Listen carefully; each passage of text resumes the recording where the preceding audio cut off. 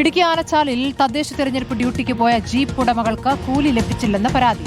ഇടമലക്കുടി ഉൾപ്പെടെയുള്ള ദുർഘടപാതയിലൂടെ യാത്ര ചെയ്ത വാഹനങ്ങൾക്കാണ് വാടക ലഭിക്കാത്തത്. ഇതിലൂടെ നിയമസഭാ തെരഞ്ഞെടുപ്പിനും ഇതേ വാഹനങ്ങൾ ഡ്യൂട്ടിക്കായി നിയോഗിച്ചിട്ടുണ്ട്. എന്നാൽ കുടിശ്ശിക ലഭിക്കാതെ നിയമസഭാ ഡ്യൂട്ടിക്ക് വാഹനങ്ങൾ വിട്ടു നൽകില്ല എന്ന നിലപാടിലാണ് തൊഴിലാളികൾ. ഞങ്ങളെ ഇവിടെ ഇലക്ഷൻ വരുമ്പോൾ എല്ലാ കാലഘട്ടത്തിലും ഞങ്ങളെ ബേക്കിളന്മാർ വന്ന് പിടിക്കും. ഇലക്ഷന് 2 ദിവസം മുമ്പ് ദേവകുളത്ത് അല്ലെങ്കിൽ അടിമാലിൽ എവിടെയാണെന്നോ ചെല്ലാൻ പറഞ്ഞ് ഒരു സെൻറ്റർ നിശ്ചയിച്ച് ഞങ്ങളോട് ചെല്ലാൻ പറയും. നാളെ വന്നിട്ട് ഈ ബൂത്തിലേക്കുള്ള ഉദ്യോഗസ്ഥരെ എടുത്തിട്ട് ആ ബൂത്തിൽ പോകണം.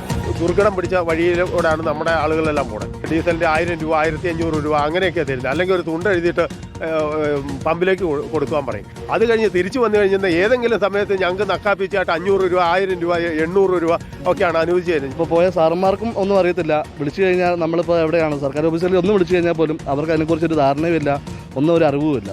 നോർമലായിട്ട് നമുക്ക് ഡീസൽ മാത്രമേ ഇപ്പോൾ തന്നിട്ടുള്ളൂ, വാടക പൈസയും തന്നിട്ടില്ല. അറിയത്തില്ല, നമുക്ക് ഏകദേശം ഒരു 6000 രൂപ 7000 രൂപ റേഞ്ചിലൊക്കെ പൈസ കിട്ടണ്ടേ നമുക്ക്, പക്ഷേ ഒരു പോലും കിട്ടിയിട്ടില്ല. അവർ വിളിക്കുമ്പോൾ പറയുന്നത് അവർക്ക് അറിയത്തില്ല, അവർ ഇവിടുന്ന് ഫണ്ട് മാറേണ്ട അങ്ങനെ രീതിയിലൊക്കെ അവർ പറയുന്നത്, കൈ ഒഴിയുകയാണ് ചെയ്യുന്നത്. രാഹുൽ സുരേഷ് വിവരങ്ങളുമായി. രാഹുൽ, ഇപ്പോൾ തൊഴിലാളികളെ പറ്റിക്കുന്ന ഏർപ്പാടാണ്.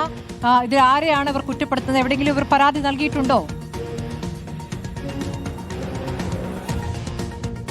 സ്മൃതി, സംസ്ഥാനത്ത് വിവിധയിടങ്ങളിൽ ടാക്സി വാഹനങ്ങൾ ഈ തദ്ദേശ തെരഞ്ഞെടുപ്പ് ഡ്യൂട്ടിക്കായി നിയോഗിച്ചിരുന്നു. അതിൽ ആനച്ചാലിലെ 30ഓളം ജീപ്പ് ഉടമകൾക്കാണ് ഇതുവരെയും വാടക ലഭിക്കാത്തത്.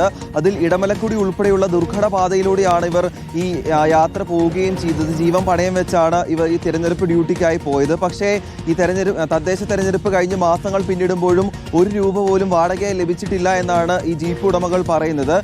ഇന്ധനവും അതുകൂടാതെ ചിലവിനായി 700 രൂപയും ലഭിച്ചു. അതുകൂടാതെ വാഹനത്തിന്റെ വാടകയായി 1 രൂപ പോലും ലഭിച്ചിട്ടില്ല. ആദ്യഘട്ടത്തിൽ ബ്ലോക്ക് പഞ്ചായത്തായി ഇവർ പരാതിയുമായി എത്തിയിരുന്നു. അത് അവർ കൈമലർത്തി. അതിനുശേഷം സബ് കളക്ടറുമായി സംസാരിച്ചു.